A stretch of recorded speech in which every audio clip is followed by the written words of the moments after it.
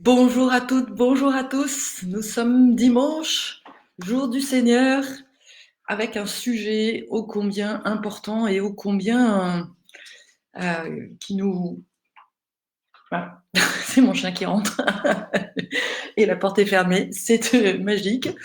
Donc je disais un sujet ô combien important qui nous pourrit vraiment la vie, surtout nous les multipotentiels, les hypersensibles, qui nous a pourris en fait depuis notre enfance et qui, si tu n'en fais pas, si tu ne le traites pas, va vraiment anéantir ta vie. Je peux le dire parce que je me suis vraiment penchée sur ce sujet depuis super longtemps. Je cherche en fait, je pense que ça fait vraiment partie de la quête de ma vie que de comprendre d'où vient la honte et qu'est-ce qu'elle elle est porteuse de quoi, en fait, elle nous amène à quoi et comment s'en libérer.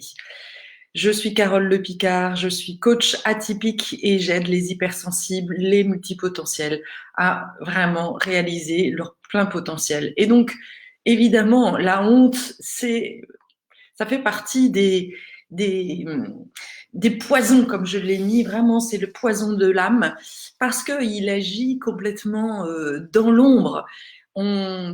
C'est très compliqué quand tu as été baigné dans un environnement qui te dévalorise, de prendre conscience en fait que au fond de toi, tu as honte d'être toi-même. Et parce que la honte, en fait, c'est un sentiment euh, qui n'est pas en soi. En fait, il est en relation avec l'autre. On n'a pas honte biologiquement. C'est pas comme la peur qui va s'activer en fait dans ton corps, mais c'est vraiment une émotion qui va être une réaction en fait par rapport à par rapport au regard des autres, par rapport justement à un autre. Il faut un autre pour avoir honte. Un enfant en soi n'a jamais honte.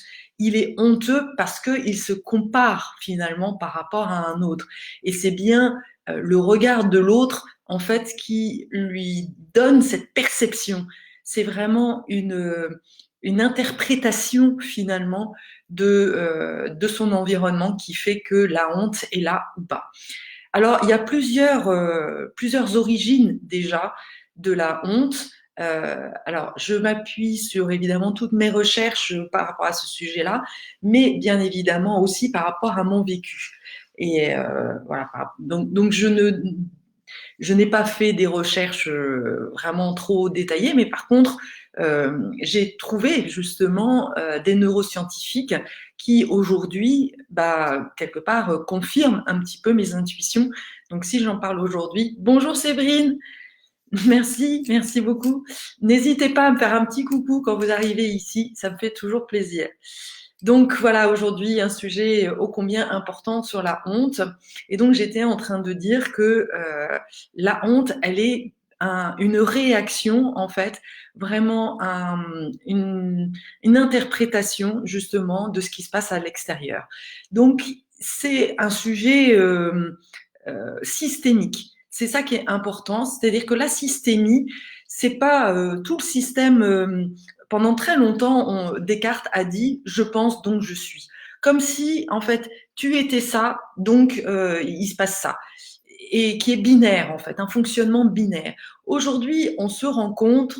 Et pour moi, ça a été la découverte de la systémie. C'est comme si je me disais ah mais voilà, je comprends en fait, je mets des mots en fait sur ce que je ressentais là encore. C'est-à-dire que rien n'est défini à l'avance. C'est une combinaison en fait de choses qui fait que la même personne va être complètement différente dans un environnement ou un autre. La systémie, c'est la prise en compte de l'environnement en fait pour expliquer un comportement.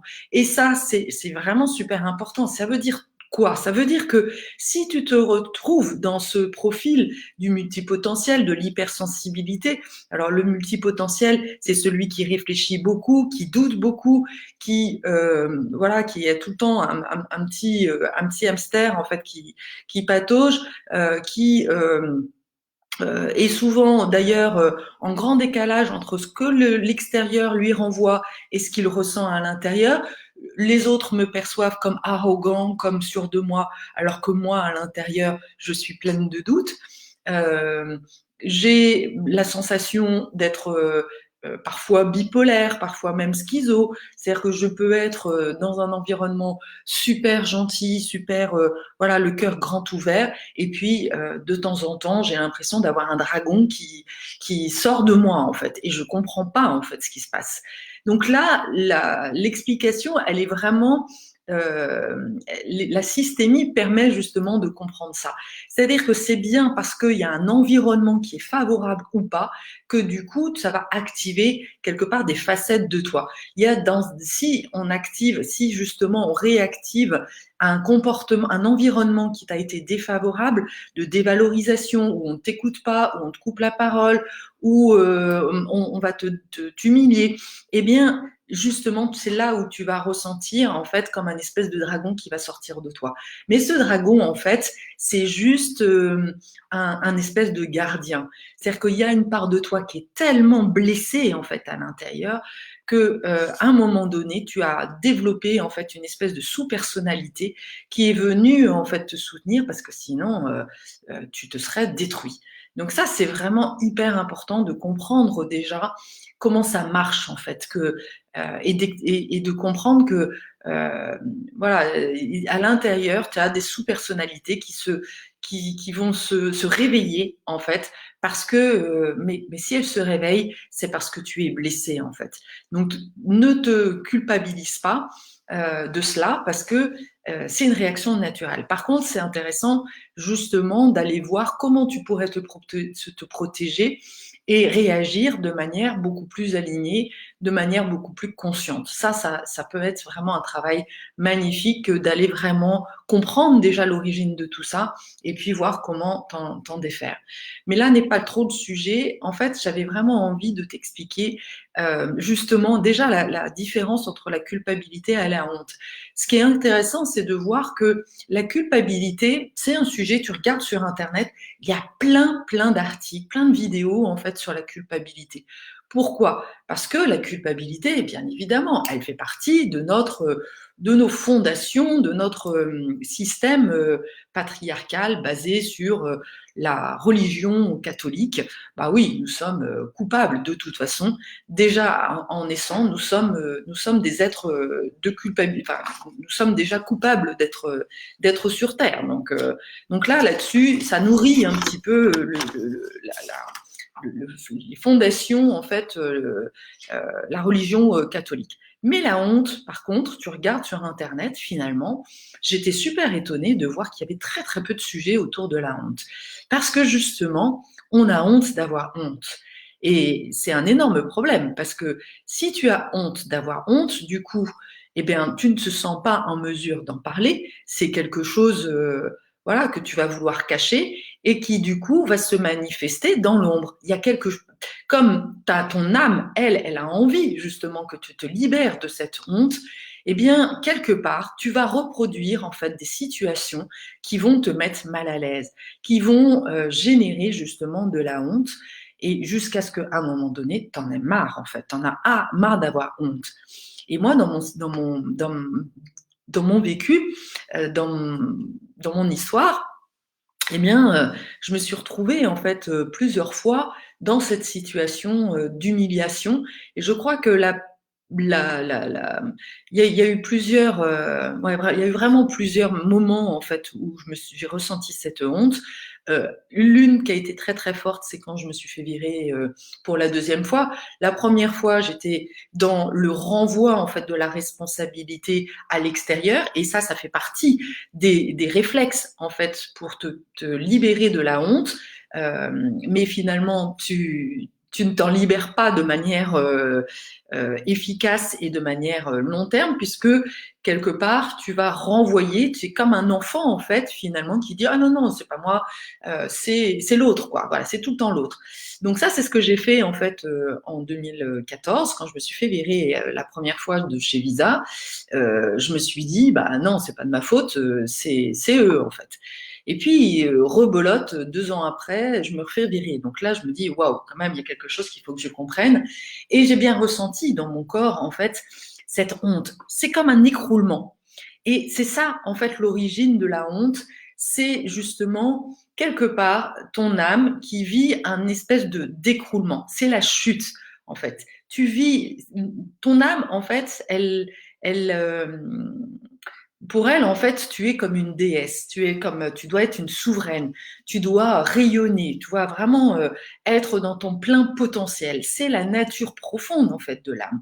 Ton âme, elle demande à rayonner, tu comprends bien. Donc, quand tu rayonnes, voilà, tu es comme une espèce de part divine. Ça, c'est vraiment la nature profonde de ton âme. Sauf que si tu vis la honte et l'humiliation, eh bien, tu vois bien qu'au niveau émotionnel, c'est pas du tout, tu te sens pas du tout rayonner, et au contraire, tu as cette sensation d'être, de vouloir te mettre sous terre. Et d'ailleurs, je crois qu'il y a une expression qui dit voilà, j'ai honte, je voudrais me mettre dans un trou de souris, ou voilà, dans un truc comme ça, quoi. Je préférerais être sous terre. Et donc, et c'est intéressant d'ailleurs de voir en fait l'imagerie qu'il y a derrière, parce que quand on est sous terre, on est quoi? Eh ben, on est mort. Donc, c'est le propre en fait de l'homme qui se retrouve sous terre. Eh bien, c'est parce qu'on est mort. Donc, ça veut dire quoi? Ça veut dire que, en gros, à partir du moment où tu as vécu des situations où tu as été humilié, eh bien, il y a une part de toi, en fait, qui est morte. Tu es comme un espèce de mort vivant. Et c'est exactement ce qui va se passer. Et c'est pour ça que, en fait, régulièrement, en fait, ton âme va attirer à toi. Et c'est toi, en fait, qui attire à toi, de manière complètement inconsciente, des situations qui vont te remettre, en fait, dans cette situation de honte, pour qu'à un moment donné, justement, tu gères la question, que tu la regardes en face, en fait. Parce que si tu la refoules, la honte, eh bien, elle réapparaît. C'est le principe vraiment du comportement humain, et c'est ça qui est magique, en fait. Quand on commence à prendre conscience qu'en fait, toutes nos souffrances, elles sont activées finalement par notre âme, qui, elle, te demande justement de te réveiller, de briller, en fait. Elle veut que tu rayonnes. Donc, si tu revis en fait des situations d'humiliation, c'est que au fond de toi, eh bien, il y a une part de toi qui a été très très blessée, très profondément rognée, en fait, dans ton enfance, où il y a une situation qui, voilà, qui t'a vraiment humilié. Donc moi, ça a été voilà, la deuxième fois, en fait, que j'ai reconnu, en fait, cette honte. Ça a été donc quand je me suis fait virer une deuxième fois. Et là, j'ai vraiment senti cet écroulement, en fait, comme si, et je l'avais déjà vécu, bah, quand j'ai divorcé, quand mon mari m'a appris que, en fait, il en avait trouvé une autre. Et bien, finalement, je me suis rendu compte que j'ai eu cet écroulement, en fait, et que même si c'était lui, en fait, qui était à l'origine du divorce, puisqu'il allait en voir une autre, donc quelque part, j'aurais pu très bien lui dire, non mais attends, voilà, c'est toi le fautif. Mais en réalité, au fond de moi, je me sentais fautive, je me sentais responsable, comme si j'avais fait quelque chose de mal. Et la source, en fait, de ça, c'est ma faute, en fait, eh bien, ça va très loin, en fait, dans l'enfance. Et qu'est-ce que nous dit justement les études? Alors, il y a Boris Cyrulnik, je me souviens jamais exactement son nom, qui a énormément travaillé là-dessus. Et donc, je vais aussi m'appuyer justement sur ses recherches, parce que lui, il a vraiment un bagage plus scientifique. Donc, ça me semble intéressant, justement, et qui collabore complètement avec mes intuitions. Donc, qu'est-ce qu'il dit, en fait, sur la honte? Eh bien, il dit que finalement, déjà, euh, la honte, ça te renvoie justement une représentation de toi-même comme étant un être, comment dire, rogné, en fait, comme si, encore une fois, ton âme ton moi, normalement, il doit être rayonnant, et toi, tu as une représentation de toi qui est dévalorisée, en fait, complètement dévalorisée. Alors, elle est liée à quoi? Eh bien, qu'est-ce que nous dit cette étude? Elle dit que bah, déjà, il y a une génétique. Il peut y avoir une source génétique, parce que si ta mère a été vraiment dans cette situation de honte, qu'elle a vécu en fait cette honte, eh bien toi tu vas hériter justement de cette honte génétique, j'ai envie de dire. Et bah, par exemple moi, je suis d'origine juive. Et c'est clair que, et on le voit en fait, toutes les minorités en fait ethniques, Boris Cyrulnik explique que toutes les minorités ethniques eh bien, subissent justement cette dévalorisation liée à leurs conditions, en fait, les Noirs notamment. Voilà, et je pense que c'est valable pour plein de minorités ethniques qui ont été beaucoup maltraitées, dévalorisées en fait dans leur histoire. Et donc, y a vraiment cet appel à réhabiliter justement leur communauté, oui, leur identité. Et les Juifs, par exemple, bah, aussi, on a été très fortement humiliés. Il faut savoir qu'il y a beaucoup d'enfants aussi qui sont morts en fait pendant la guerre. Parce que simplement ils étaient juifs, et donc le fait de porter l'étoile, bah il y a vraiment beaucoup ce regard qui a été porté en fait sur les juifs, qui ramène beaucoup de souffrance en fait, qui renvoie justement que tu n'es pas accepté ici, que tu es rejeté, et donc évidemment ça va activer la honte. C'est complètement normal puisqu'on te renvoie que tu n'es pas que tu ne fais pas partie en fait du reste du monde. Donc là on voit bien comment même si c'est du passé, eh bien ça s'active encore chez nous. Après, il y a l'épigénétique. Eh bien, l'épigénétique, évidemment, c'est fait partie aussi des choses qui se transmettent bah, au moment de l'embryon. C'est-à-dire que si tu es né en fait d'une mère dépressive ou stressée, qui n'a pas bien vécu en fait, ou qui était issue aussi d'une mère qui a donné naissance à un enfant dans un contexte on va dire extra-conjugale, qui n'était pas mariée, par exemple, eh bien, c'était la honte, en fait. Être fille-mère, à l'époque, c'était vraiment la honte. Donc tout ça active encore une fois ce sentiment de honte qui va faire que tu vas avoir vraiment beaucoup de mal, en fait, à trouver ta place. Après, il y a aussi les figures parentales. C'est-à-dire que si dans ton enfance, tu as eu un père rigide, que tu as eu une mère qui était humiliante, qui ne te valorisait pas, qui était tout le temps en train de te rabaisser, alors, eh ben, là encore, j'ai envie de dire que ton capital honte va vraiment monter, quoi. C'est vraiment hyper important d'en prendre conscience. La fratrie aussi. Si tu as eu des sœurs qui, elles non plus, ne te valorisaient pas, qui te renvoyaient une image de toi négative, qui te disaient que tout le temps que tu étais trop susceptible, que tu étais une pleurnicharde, qui te renvoyait, qui te rejetait. Là encore, ton capital honte augmente.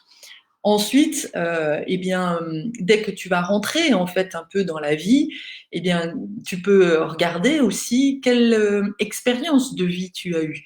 Est-ce que quand tu es rentré à l'école, est-ce que ça a été quelque chose que tu as bien vécu ou mal vécu? Est-ce que tu t'es senti accueilli, voilà, vraiment faire partie justement de ce groupe, ou au contraire rejeté? Est-ce que par rapport à ta situation scolaire, est-ce que tu as brillé, ou est-ce qu'au contraire, tu as eu plutôt des échecs scolaires? Auquel cas, eh bien là encore, tu vas augmenter en fait ton capital honte. Et on voit bien là, ce qui est super intéressant, et moi je le vois, hein, on parle des surdoués ou des hauts potentiels. Alors oui, en fait, tu as un potentiel, mais le problème, c'est que toutes ces situations-là vont faire que ce haut potentiel ne peut pas se révéler, ne peut pas n'est pas, comment dire, n'est pas valorisé en fait, que ce soit depuis ton enfance ou après dans le système scolaire. Et donc du coup, tout ça va faire que ce potentiel ne peut pas en fait se révéler. Et donc c'est là où il y a de la frustration qui commence à se créer au fur et à mesure du temps, parce que toi à l'intérieur tu sens que ton âme réclame en fait que tu mettes en place en fait que tu révèles ce haut potentiel, mais il y a comme une résistance à l'intérieur de toi, comme si on te disait mais non mais en fait il y a une part de toi qui dit oui oui vas-y t'es fort, tu peux y aller, t'as vraiment du potentiel. Et puis il y en a une autre qui dit non mais la honte, non non mais reste là, reste sous terre parce que en fait, si tu vas, si tu te manifestes, si tu vas encore être en situation d'échec, tu vas encore te faire humilier. Et donc cette petite voix en fait qui tourne en fait tout le temps au fond de toi t'empêche finalement de te révéler et de réaliser en fait ton plein potentiel. Et c'est vraiment un espèce de conflit à l'intérieur de toi qui crée justement, qui génère beaucoup d'impuissance, beaucoup de frustration.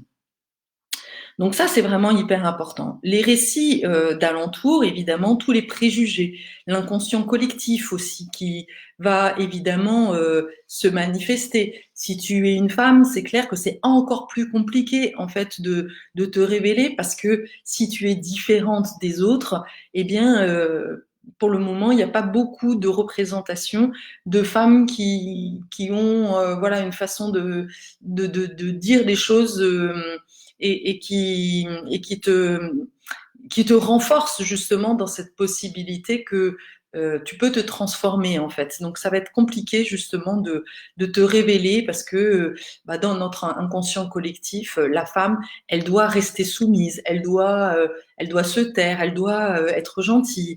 Donc tout ça fait que finalement, ça entretient justement un comportement qui ne va pas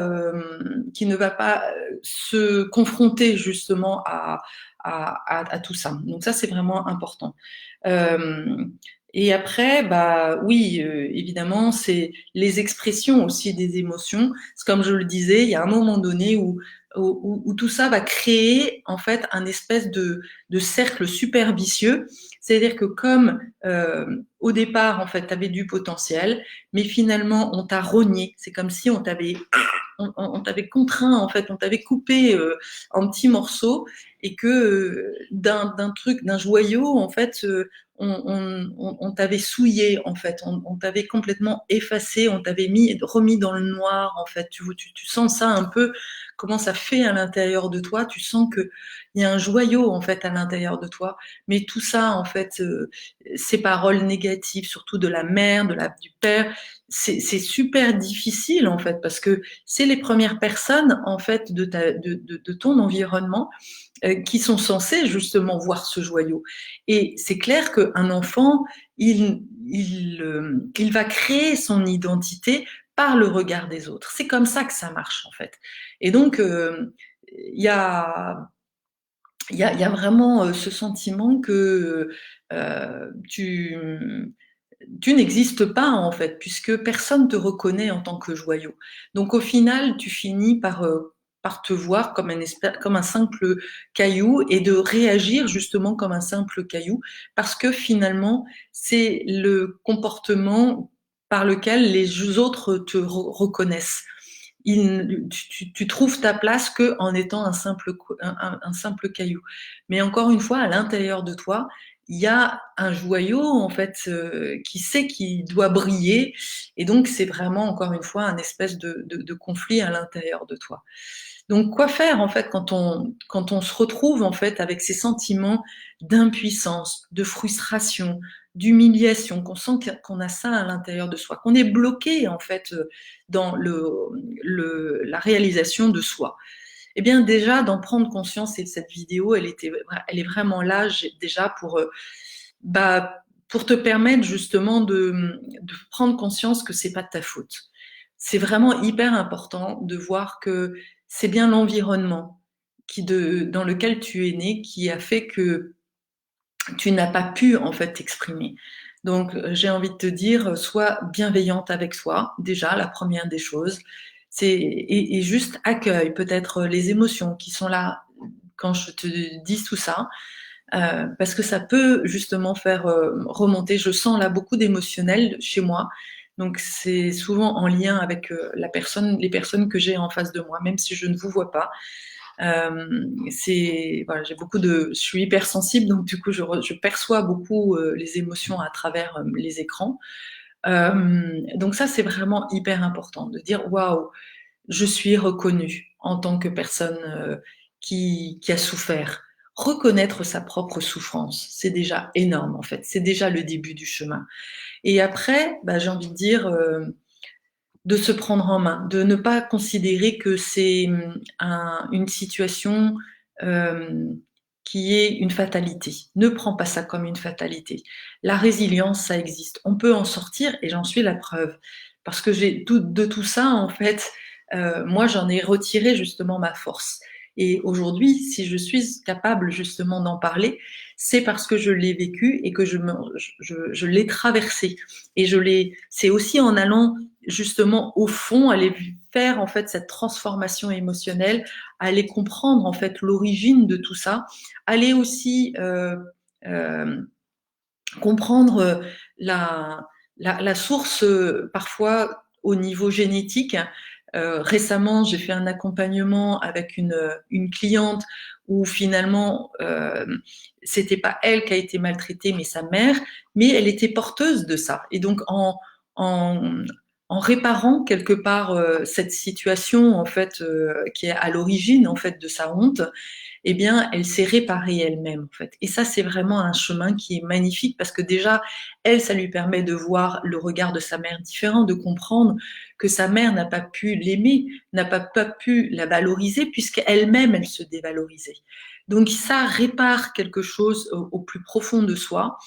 Et pareil avec le père, de se comment dire, de faire la paix justement euh, avec justement les parents pour comprendre que et de se retrouver, oui, de réparer vraiment ce que les parents ont pu faire, de pardonner aussi, alors de pardonner aux sœurs, voilà, à tout l'environnement, et puis à un moment donné, de vraiment mettre l'attention sur ce que tu veux, de comprendre aussi euh, quel était le sens en fait de tout ça.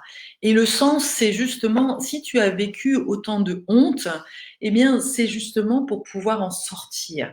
C'est le chemin de ton âme. Et là, justement, aussi pour permettre à l'humanité, j'ai envie de dire, de sortir de la honte. Parce qu'il y a, je crois, une personne sur deux déjà qui a été maltraitée dans son enfance. Donc ça, c'est super important de prendre conscience de ça, hein. Beaucoup de gens n'en ont parfois même pas conscience, mais nous avons été, pour beaucoup, été maltraités. Donc la honte, c'est vraiment un comportement, pas un comportement, mais une émotion en fait qui est très très présente en fait dans notre société et qui fait que justement, qui amène à des comportements de contrôle, parce que comme on a honte d'avoir honte, on ne veut pas en fait que les gens le voient, et donc on va activer, on va dire, des comportements plutôt de réactivité, et c'est ça qui fait que notre société est faite que de comment dire, d'agressivité, voilà, oui, d'agressivité, de méchanceté, de besoin de dévaloriser les autres, parce que finalement, au fond du fond, on n'a pas envie d'être révélé dans notre honte. On a peur que tout d'un coup, on soit démasqué, en fait, dans notre honte. Et c'est ça, en fait, la problématique. Alors qu'une fois que toi-même, tu dévoiles ça, tu vois ça, alors du coup, tu te connectes avec ta part d'humanité. Tu vois, en fait, à l'intérieur de toi, ce que de quoi tu as été victime. Et une fois que ton enfant intérieur a été justement vu, eh bien, tu peux te réparer toi-même. Tu peux oui, en sortir, quoi, j'ai envie de dire, parce qu'il y a pas, c'est pas trop. Alors, c'est intéressant parce que Boris Cyrulnik, il dit qu'on ne guérit, enfin, qu'il n'y a pas à guérir de la honte. Je suis pas complètement d'accord avec lui parce que pour moi, il y a une espèce de guérison intérieure. Alors moi, quand je parle de guérison, c'est pas le fait d'être malade, euh, mais c'est comme si de mettre de la lumière, voilà, sur cette ombre. La guérison, pour moi, c'est pas forcément être malade, c'est guérir à l'intérieur de soi, en fait, c'est réparer, c'est euh, mettre du baume au cœur, en fait, c'est retrouver justement une émotion de, je cherche le mot, on va se réhabiliter, on va retrouver la paix à l'intérieur, on va retrouver l'amour, en fait. C'est vraiment tout à fait ça. C'est s'aimer avec ça, en fait. C'est s'aimer avec et de se reconnaître, en fait, comme ayant vécu, en fait, ces situations de honte. Et une fois qu'on l'a accepté, du coup, on n'est plus, on n'a plus, on n'attire plus, en fait, justement, des situations de honte, puisque on a fait la paix avec ça, en fait. Et on a réparé ça à l'intérieur de soi. Et donc, ce qui est magique, c'est qu'une fois que tu as fait ça à l'intérieur de toi, eh bien, quelque part, en fait, tu ne vas plus le vivre, en fait. C'est, ok, c'est over. Tu as passé le cap et t'en as compris, en fait, tout le sens. Et du coup, ton âme peut continuer justement son chemin et pouvoir vraiment se révéler et briller. Elle ose briller justement. Et quelque part, pour moi, ce qui est super important aujourd'hui, c'est d'en parler. Parce que justement, c'est en parlant justement que je redonne en fait les lettres de noblesse à la honte. Parce que pour moi, la honte, elle nous reconnecte avec notre humanité. Si je reconnais d'avoir eu honte, alors du coup, je peux regarder l'autre avec sa honte et en toute humilité et voilà, le reconnaître comme un humain blessé aussi. Je peux voir sa part blessée et du coup, je peux être en lien avec l'autre et voir à travers sa colère, à travers cet excès d'humilité, je peux voir derrière la honte et du coup en prendre soin. C'est comme si je lui envoyais de la lumière et du coup ça permet aussi de rentrer en relation de manière beaucoup plus saine, beaucoup plus joyeuse, voilà, de manière aussi beaucoup plus délicate. C'est-à-dire que à partir du moment où l'autre va me renvoyer une dévalorisation, je ne vais plus être comme un espèce de tigre qui va agresser ou comme mon dragon en fait qui va agresser. Non, ok, il me dévalorise, mais ça ne me touche plus puisque j'ai vu en fait cette part de dévalorisation. Je l'ai vu en fait cette part de moi. Donc du coup, l'autre n'a plus rien en fait pour pouvoir me dévaloriser. Il ne m'atteint plus en fait. Et c'est là où en fait je me retrouve justement dans cette beauté. C'est là où je me réélève justement parce que je suis fière de moi. Je peux devenir fière justement une fois que j'ai traversé justement cette sensation en fait de honte.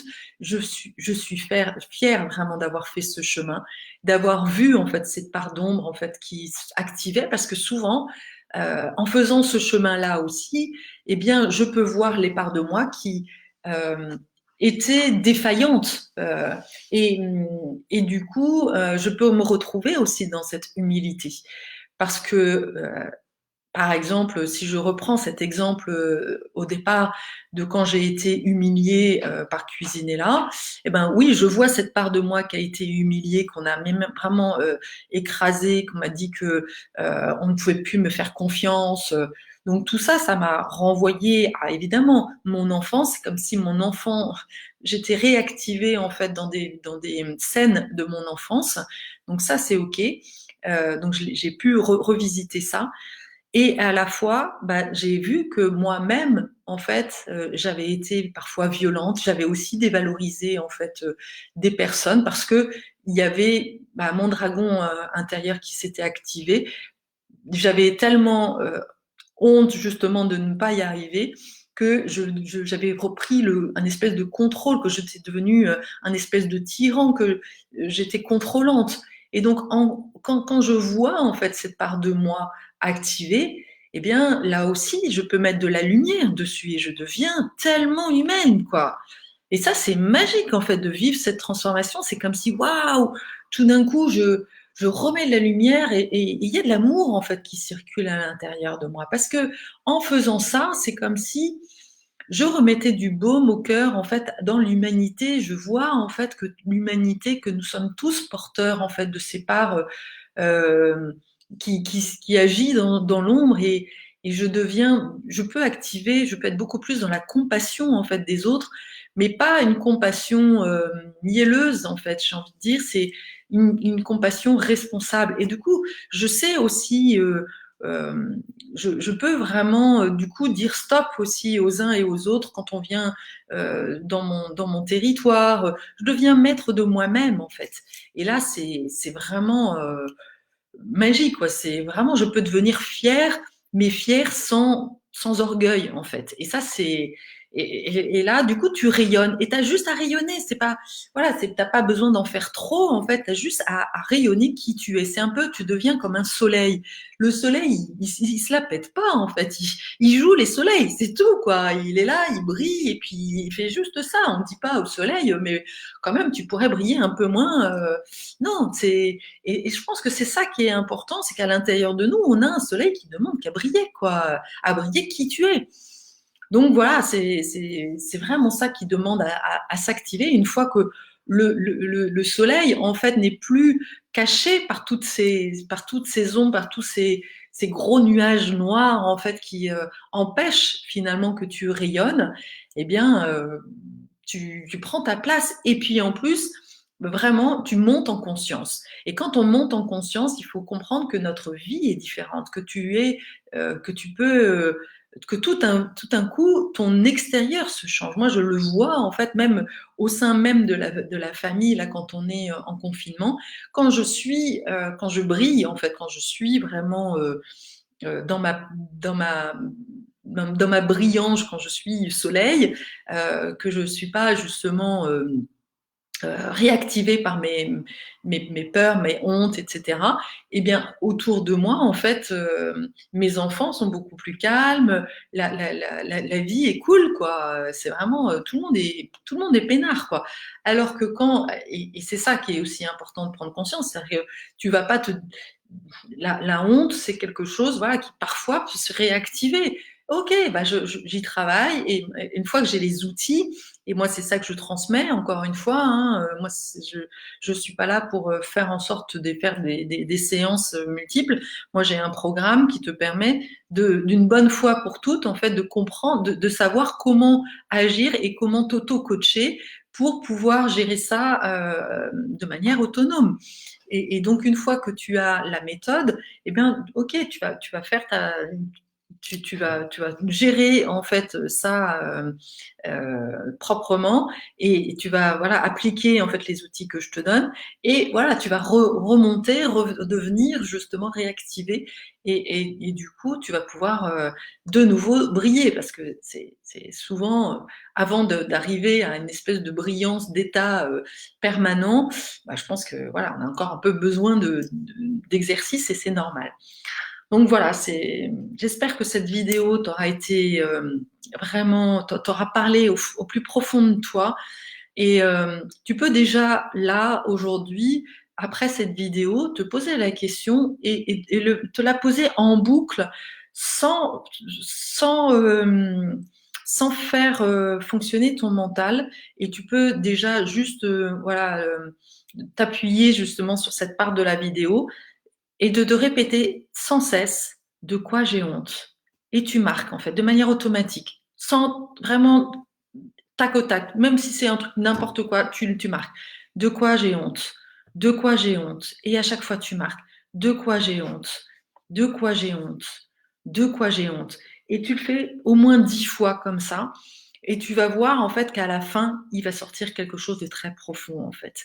Donc ça, c'est vraiment très, très fort en fait à faire comme exercice qui te permet d'aller vraiment au fond de toi, sentir au fond de quoi tu as honte. Et voilà, et une fois que tu le sens déjà, il y a quelque chose qui va se libérer, qui est vraiment magique. Tu vas certainement avoir beaucoup d'émotions et lâche l'émotion. C'est super important de lâcher l'émotion parce que on ne peut pas se libérer de la honte sans se libérer en fait de l'émotionnel qui a à ça. Et parfois, d'ailleurs, c'est lié. C'est j'ai honte de pleurer, j'ai honte d'être triste, j'ai honte. Bah ouais, mais non, il n'y a pas de honte à ça, quoi. Donc ça, c'est vraiment hyper important de te réhabiliter, de toi t'accueillir en fait tel que tu es, avec tes parts de soleil, parce que nous sommes duel, nous sommes ombre et soleil.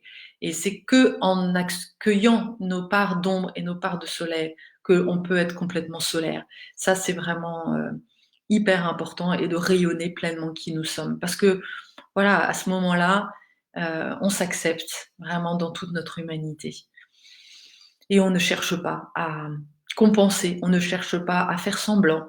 Voilà, c'est vraiment. Et je finirai avec une magnifique, un- une magnifique chose que j'ai pu voir. J'aime beaucoup, j'en parle souvent en fait dans mes vidéos, Alexandre Jolien, qui est un homme qui a vécu une vie mais vraiment super difficile. Il est handicapé, il a été interné comme anormal pendant des années. Et là récemment, en fait, et c'est un maître zen, voilà, qui a écrit beaucoup de bouquins autour de la méditation, autour de la sagesse, etc. Et récemment, en fait, il a publié, enfin, il a été présent sur des plateaux de télé pour expliquer il était encore en prise en fait avec un comportement qu'il aimait en fait les jeunes garçons et que du coup il avait voilà une déviance par rapport à ça.